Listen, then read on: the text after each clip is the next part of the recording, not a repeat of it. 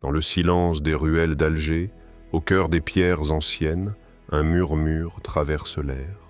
Un murmure que seules les âmes éveillées peuvent entendre.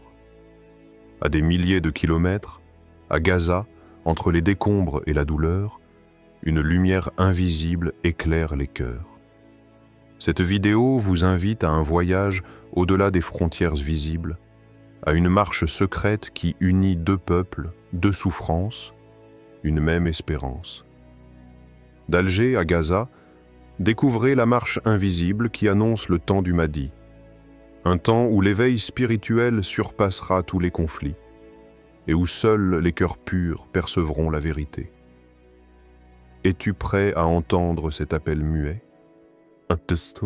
Le silence des villes, le cri des cœurs. Dans les ruelles étroites d'Alger, lorsque le soleil est encore endormi et que la ville respire à peine, un vieil homme glisse lentement entre les pierres anciennes de la Casbah. Pieds nus, il marche en silence, comme s'il cherchait à ne réveiller que les anges. À chaque pas, il murmure des mots que personne n'entend vraiment, mais que le ciel semble retenir. Des invocations, des soupirs d'âme, des fragments d'éternité. Il ne parle jamais aux passants. Il croise des jeunes pressés, des visages fermés, des vendeurs qui installent leurs étals. Mais lui, il regarde ailleurs. Il fixe un point invisible, au loin, vers l'est, là où l'aube naît, là où un espoir se lève. Il ne cherche pas à convaincre. Il attend. Mais ce n'est pas l'attente d'un homme fatigué, c'est l'attente d'un cœur qui sait, d'un cœur qui a perçu quelque chose que les yeux ne peuvent saisir. Une fois, un enfant curieux s'est approché de lui et lui a demandé « Pourquoi tu marches comme ça chaque matin ?» Le vieil homme s'est arrêté, a souri, puis a répondu doucement « Parce que quelque chose approche, une lumière, mais elle ne viendra pas d'un bruit, elle ne viendra pas d'une foule, elle viendra comme l'amour, discrète, invisible, mais puissante. » Pendant ce temps, à Gaza, de l'autre côté de la mer, une mère tient son enfant contre elle. Au milieu des éclats de verre et des murs effondrés, elle ne crie pas, elle ne pleure plus, elle prie. Et dans sa prière, il n'y a ni désespoir, ni haine.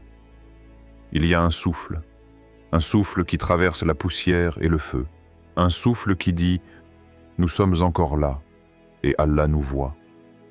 Sa foi est plus solide que les pierres. Elle n'a rien lu sur les signes de la fin des temps, mais elle sait dans sa chair que le monde change. Elle sent que quelque chose, quelque part, se prépare. Ce n'est pas un pressentiment, c'est une certitude. Le vent ne souffle plus comme avant. Les oiseaux ne chantent plus aux mêmes heures, et son cœur bat parfois sans raison, comme s'il répondait à un appel muet. Et dans cet appel, il y a un fil invisible. Ce fil relie Alger à Gaza. Il passe par les cœurs sincères, les prières nocturnes, les larmes solitaires, les prosternations que personne ne voit. Il traverse les frontières, les murs, les bombes, les mensonges des puissants. Il est silencieux, mais il parle plus fort que tous les discours. Le vieil homme d'Alger ne connaît pas la mer de Gaza. Mais leurs âmes se saluent chaque matin, dans un monde que seuls les croyants perçoivent. Ils marchent sur une même route, celle de la patience, de l'endurance, de l'attente lucide, une marche sans tambour ni drapeau, une marche invisible. Et toi, quand tu marches seul dans la nuit, ou quand tu entends les infos parler de guerre, de souffrance, de désespoir, est-ce que tu ressens, toi aussi, ce frisson? Ce frisson qui ne vient pas de la peur, mais de la conscience. Est-ce que ton âme perçoit qu'un souffle traverse la terre entière? Est-ce que tu entends l'appel derrière le vacarme du monde? Et nous avons fait de vous des nations et des tribus pour que vous vous entreconnaissiez. Sourate Al-Hujura 13. Ce n'est pas une guerre, ce n'est pas une tragédie isolée, c'est une marche invisible, Une respiration collective. Une prière silencieuse partagée entre les opprimés et les éveillés. Une lumière qui grandit dans le ventre de l'ombre. Et cette lumière ne demande qu'une chose, des cœurs capables de la voir. Tu n'as pas besoin d'être un érudit, ni un combattant, ni un élu. Tu as juste besoin de purifier ton regard. D'écouter ce qui bat dans le silence, d'ouvrir l'espace entre deux pensées. Car là, précisément là, commence cette marche dont peu parlent, mais que beaucoup vivent sans le savoir. Elle a déjà commencé. Et tu en fais peut-être partie d'eux. Le pacte des âmes oubliées. Avant les premiers souffles, avant que nos yeux s'ouvrent sur ce monde éphémère, un serment a été prononcé. Un serment silencieux, scellé dans une réalité plus vaste que celle des montagnes, plus subtile que le vent. C'était dans ce lieu invisible, entre les voiles de lumière, là où les âmes conversaient avant que le corps ne les emprisonne. C'était le temps du pacte, un pacte oublié par les langues, mais non par les cœurs. Ce pacte disait « Ne suis-je pas votre Seigneur ?» Et nous avons répondu, tous, d'une seule voix. Oui, nous en témoignons. Depuis, la vie nous a dispersés. Les souvenirs se sont effacés. L'oubli a recouvert ce serment comme une brume couvre les collines à l'aube. Mais parfois, une lueur traverse cette brume, et ceux qui l'aperçoivent sentent leur poitrine se serrer sans raison. Une nostalgie sans nom les habite, un appel, une chaleur soudaine dans l'âme, comme si quelque chose en eux se souvenait. À Alger, dans le quartier populaire de Belouizdad, un jeune homme se réveille avant l'appel à la prière. Il se lève sans bruit, croise le regard de sa mère endormie, puis entre dans la petite pièce où il prie, toujours en secret. Il ne parle pas de ses larmes. Il ne parle pas de cette douleur douce qu'il ressent quand il pose son front sur le tapis. Mais dans ses prosternations, une ville revient sans cesse, Gaza. Il ne comprend pas pourquoi. Il n'a aucun lien là-bas. Il n'a jamais voyagé. Il n'a jamais vu la mer. Pourtant, il pleure pour un peuple qu'il ne connaît pas. Il pleure comme si sa propre sœur y vivait. Comme si son propre fils y était né une nuit, après la prière, il reste assis. Longtemps. Et une parole traverse son esprit sans qu'il l'ait jamais apprise. Tes larmes sont les échos d'un pacte ancien. Ce n'est pas de la compassion, c'est de la mémoire. Tu pleures ce que ton âme reconnaît. À Gaza, dans les ruines d'un quartier bombardé, un enfant de 10 ans dort à même le sol. Son ventre crie de faim, ses yeux sont fatigués. Mais dans ses rêves, une scène revient souvent. Il se tient sur une colline et du lointain désert de l'Ouest, un cavalier s'approche. Il est vêtu de blanc. Son visage, est voilé de lumière. L'enfant ne connaît pas son nom. Il ne connaît pas l'histoire. Il ne sait rien du Mahdi. Mais dans son rêve, il sourit. Et dans son cœur, une paix descend. Une nuit, l'enfant se réveille en pleurant, mais sans tristesse. Il dit à sa mère, « Maman, le cavalier m'a dit que bientôt, les pierres parleront. Il a dit que ceux qui ont oublié se souviendront. » Et sa mère, sans comprendre les mots exacts, comprend l'essentiel. Elle caresse les cheveux de son fils et murmure « Allah est témoin de toutes choses. » Entre Alger et Gaza, il y a plus que des kilomètres. Il y a un lien invisible, une ligne de lumière qui traverse les époques. Ceux qui ressentent dans cette ligne ne sont pas plus saints ni plus savants. Ils sont simplement éveillés. Leurs âmes ont commencé à se souvenir. Et toi, as-tu déjà ressenti cette sensation étrange, ce pincement dans la poitrine quand tu entends parler d'un peuple que tu n'as jamais rencontré? As-tu déjà pleuré sans raison en écoutant un appel à la prière venu de loin? T'est-il déjà arrivé de regarder le ciel et de sentir, au plus profond de toi, que tu fais partie de quelque chose de plus vaste, de plus ancien, de plus sacré? Peut-être que ce n'est pas ton imagination. Peut-être que c'est ton âme qui se souvient. Et quand ton Seigneur tira une descendance des reins des fils d'Adam et leur fit témoigner sur eux-mêmes, « Ne suis-je pas votre Seigneur ?» Ils répondirent, « Oui, nous en témoignons. » Sourate Al-Araf, verset 172. Ce pacte, aussi ancien que la création, dort dans le cœur de chaque être humain. Mais il ne s'éveille que lorsque le cœur est prêt. Et certains cœurs, en ces temps obscurs, s'allument comme des étoiles dans une nuit sans lune. Ils entendent l'appel sans qu'on le leur dise. Ils se lèvent sans qu'on leur ordonne.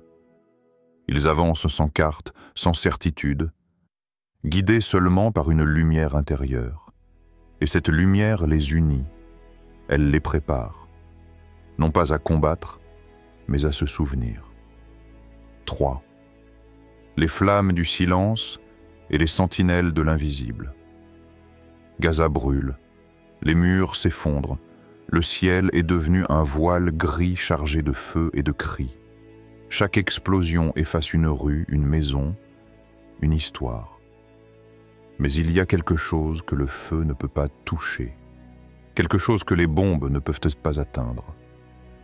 C'est la foi qui s'enracine dans les profondeurs du cœur. Une foi silencieuse, mais indestructible. À des milliers de kilomètres, Alger semble calme. Les immeubles tiennent encore debout. Mais derrière les façades blanches, les âmes pleurent. Il n'y a pas de fumée ici, pas de sirène. Pourtant, l'incendie est intérieur. Un feu qui ronge les consciences, qui questionne. Et moi, suis-je seulement témoin? Ou suis-je une sentinelle endormie? Dans une petite maison du quartier de Bab el-Oued, un ancien moudjahid est assis sur une chaise en bois. Sa main tremble un peu quand il soulève son verre de thé. Autour de lui, ses petits-enfants, curieux et silencieux. Il ne parle pas souvent de la guerre. Mais ce soir, son regard est différent. Il regarde ses petits-enfants et dit « À mon époque, nous avions des fusils. Mais aujourd'hui, le vrai combat se joue ailleurs. Les soldats de la fin des temps ne tiendront pas des armes. Ils tiendront leur langue, leur regard, leur ego. Celui qui maîtrise sa colère, qui prie sans être vu, qui pardonne alors qu'il pourrait se venger. Celui-là est plus puissant que 1000 épées. » Les enfants l'écoutent, fascinés, sans comprendre tout à fait. Mais quelque chose dans sa voix grave et lente les atteint. L'un d'eux ose demander « Et si le Mahdi vient, est-ce qu'on devra se battre ?» Le vieil homme sourit doucement. Il regarde le ciel. Quand il viendra, il cherchera ceux qui ont déjà commencé à lutter contre eux-mêmes. Les autres seront aveugles, même si ses pas font trembler la terre. Et pendant ce temps, à Gaza, dans une maison dont le toit n'existe plus, une vieille femme, Dabout Fennamé, garde une lanterne allumée chaque nuit. Elle vit seule maintenant. Son fils, son unique enfant, est tombé martyr le mois dernier. On lui a ramené une photo, un nom gravé sur une pierre, une date. Mais elle ne pleure pas. Pas devant les gens. Chaque nuit, elle allume sa petite lanterne et la pose sur le rebord de la fenêtre. Quand on lui demande pourquoi, elle répond simplement « La lumière attire les anges ». Personne ne comprend vraiment ce qu'elle veut dire. Certains pensent qu'elle a perdu l'esprit. Mais ceux qui l'observent voient autre chose. Une paix étrange dans son regard, comme si elle voyait déjà au-delà du voile. Une nuit, une voisine l'interroge. « Tu n'as plus personne. Pourquoi continues-tu à allumer cette lumière ?» Elle sourit, les yeux mouillés mais pleins de certitude. « Mon fils est parti rejoindre les armées de l'inconnu. Ceux qu'on ne voit pas mais qui avancent déjà. La lumière, c'est pour qu'ils sachent que nous sommes encore debout, ici. les sentinelles sont là. Elles ne crient pas, elles ne revendiquent rien. Elles marchent en silence, prient en secret, pleurent. La nuit sourit le jour. Elles savent que la venue du Mahdi ne sera pas déclenchée par les cris du chaos, mais par la constance des justes. Ce n'est pas l'enfer sur terre qui le fera apparaître, c'est l'éveil des cœurs. Et toi, as-tu déjà senti, dans un moment de solitude, que tu faisais partie d'une chaîne invisible de gens éveillés? As-tu déjà eu cette certitude soudaine que ta prière du soir, ton combat intérieur, ta patience dans l'épreuve, faisaient pas partie de quelque chose de beaucoup plus grand que toi? As-tu déjà ressenti que, même sans être vu, tu étais en train de tenir une position, comme un veilleur dans la nuit? Le mardi n'apparaîtra pas à cause du vacarme. Il apparaîtra parce qu'un certain nombre de lumières silencieuses se seront rallumées, parce qu'assez de veilleurs auront tenu bon dans l'invisible. Ceux qui disent « Notre Seigneur est Allah », puis se tiennent dans la droiture, les anges descendent sur eux. N'ayez pas peur et ne soyez pas affligés. Sourate Fussilat, verset 30. Les flammes visibles consument les corps, mais les flammes du silence réveillent les âmes. Et ces flammes-là changent de main, de cœur en cœur, de ville en ville, de génération en génération. 4. Les cartes du destin sont en train de se retourner. Il y a des cartes que l'on ne voit jamais, pas celles dessinées par les géographes, ni celles affichées dans les palais des puissants, mais des cartes invisibles gravées dans la mémoire de l'âme humaine. Elles ne suivent pas les frontières ni les décisions des hommes. Elles suivent les larmes, les prières, les élans du cœur. Elles changent sans bruit. Elles bougent sans que personne ne s'en rende compte. Et parfois, un frisson parcourt le monde. C'est une carte du destin qui vient de se retourner. À Alger, dans une petite bibliothèque poussiéreuse, un étudiant en théologie tourne les pages d'un vieux manuscrit. Ce jour-là, il n'était pas censé venir. Il a raté son bus, s'est perdu dans une ruelle, est entré par hasard. Il lit distraitement jusqu'à ce que ses yeux s'arrêtent sur une phrase soulignée à l'encre verte. Le Mahdi ne sera pas reconnu par ses habits, ni par ses discours, mais par la paix qu'il fera naître autour de lui. Il relit, une fois, deux fois. Quelque chose en lui s'ouvre. Ce n'est pas la phrase, c'est ce qu'elle réveille. Une intuition ancienne, une mémoire enfouie. Il ne connaît pas Gaza. Il n'a jamais quitté l'Algérie. Mais il sent que cette phrase est se relier à quelque chose là-bas. Comme si une ligne invisible reliait son cœur à un autre, blessé, en train de battre quelque part sous les gravats. Pendant ce temps, à Gaza, dans un hôpital de fortune, un jeune blessé est allongé sous des bandages. Il a perdu connaissance depuis 2 jours. Autour de lui, les infirmiers murmurent « Il ne va pas tenir ». Mais soudain, ses lèvres bougent, faiblement. Une voix faible s'échappe de sa gorge, un seul mot, un nom que personne ne comprend. Mais l'infirmière, une femme pieuse et âgée, recule d'un pas. Ses yeux s'agrandissent, elle dit à voix basse « Ce nom, c'est un nom ancien, un des noms du juste, celui que nos grands-parents murmuraient dans les veillées, celui que nos grands-parents murmuraient dans les veillées. Personne d'autre ne semble y prêter attention, mais elle sait. Ce n'est pas un délire, ce n'est pas un hasard, c'est un signe. Et si Alger et Gaza n'étaient pas 2 points sur une carte, mais les 2 battements d'un même cœur, 2 fréquences à des milliers de kilomètres, mais alignées par le ciel, l'un ne pouvant pas battre sans l'autre, un cœur que le Mahdi, lorsque le moment sera venu, fera revivre d'un seul souffle. Car il ne vient pas réparer une seule ville, Il vient réveiller une vibration enfouie dans le cœur des peuples, une vibration oubliée, mais toujours vivante. Alors pose-toi cette question: es-tu prêt à abandonner ce que tu crois savoir pour marcher vers ce que ton âme sait déjà?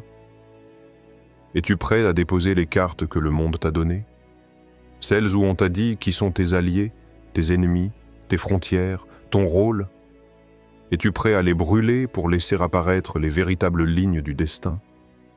Celles que ton cœur connaît depuis toujours? Car ce n'est pas l'histoire qui va décider. Ce ne sont pas les gouvernements. Ce ne sont pas les discours. Ce sont les âmes.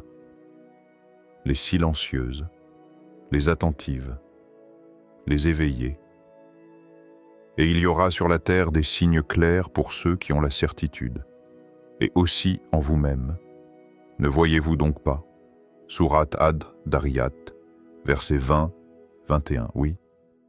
Les signes sont là, dans les secousses de ton cœur, dans les coïncidences étranges, dans les noms anciens qui reviennent, dans les intuitions que tu ne peux expliquer, dans les silences qui résonnent plus fort que les discours. Les cartes sont en train de se retourner. Mais ce n'est pas pour tout le monde. C'est seulement pour ceux qui acceptent de marcher sans carte, sans repère, juste avec la certitude que quelque chose les appelle. Plus loin. 5. L'heure approche, mais seuls les cœurs purs verront. La prophétie ne se lit pas comme un livre d'histoire. Elle ne s'attrape pas avec les yeux. Elle ne se comprend pas avec la logique. Elle se ressent, elle se reconnaît, elle s'éveille. Il y a dans l'air de notre époque un frémissement étrange, quelque chose qui ressemble à une attente, comme une respiration suspendue. Un silence juste avant la parole. Un cheikh, dans une mosquée cachée au cœur d'Alger, parle à ses élèves dans la pénombre d'un matin brumeux. Il ne crie pas, il ne prouve rien, il transmet. Le Mahdi ne viendra pas pour étonner les yeux, il viendra pour réveiller les cœurs. Il s'arrête, regarde ses élèves un par un et ajoute: « Vous attendez des prodiges, vous attendez des tremblements de terre, des éclipses, des éclats, mais les vrais signes sont déjà là. Ils sont dans vos propres hésitations, dans vos prières silencieuses, dans les coïncidences qui vous dérangent. Le ciel vous parle déjà. Mais regardez-vous vers lui. » Il lève le doigt vers le ciel, puis il le repose sur sa poitrine. Le ciel et le cœur. Voilà les deux cartes. Voilà les deux témoins. Pendant ce temps, à Gaza, un enfant marche seul sur une plage dévastée. Il ne comprend pas encore le monde. Il ne sait pas ce qu'est une prophétie. Mais il sent. Ses mains creusent le sable. Il y trace 3 mots. Il est proche. Le vent les emporte presque aussitôt. Mais ce que personne ne voit, c'est que les anges ont pris ces mots et les ont gravés ailleurs. Pas dans les pierres, pas dans les cieux, mais dans les cœurs prêts à recevoir. Car ce n'est pas la guerre qui annonce le Mahdi. Ce n'est pas le sang, ni le fracas des bombes. Ce n'est pas le vacarme. C'est l'éveil. Un éveil silencieux, lent, invisible, mais irréversible. Un homme au milieu d'une prière de nuit sent tout à coup une chaleur monter dans sa poitrine. Il ne comprend pas. Il ne sait pas d'où ça vient. Mais il pleure. Il sent une nostalgie pour quelque chose qu'il n'a jamais vu. Une patrie invisible. Un chef qu'il n'a jamais rencontré. C'est le début. Le premier signe. Celui que peu reconnaissent. La brûlure du cœur. Car ce n'est pas la souffrance qui prépare l'arrivée du Mahdi. C'est la pureté retrouvée dans les cœurs blessés mais vivants. Ceux qui ont survécu sans haïr. Ceux qui ont perdu sans abandonner. Ceux qui continuent de prier dans le noir. Ceux qui ont été trahis mais n'ont pas trahi leur foi. Ce sont eux les gardiens du seuil. Ce sont eux que le Mahdi reconnaîtra en premier, Alors, à toi qui écoutes ces paroles, si le Mahdi apparaissait aujourd'hui, si c'était dans ta ville, dans ta rue, si c'était un homme humble, inconnu, sans armée, sans miracle, le reconnaîtrais-tu?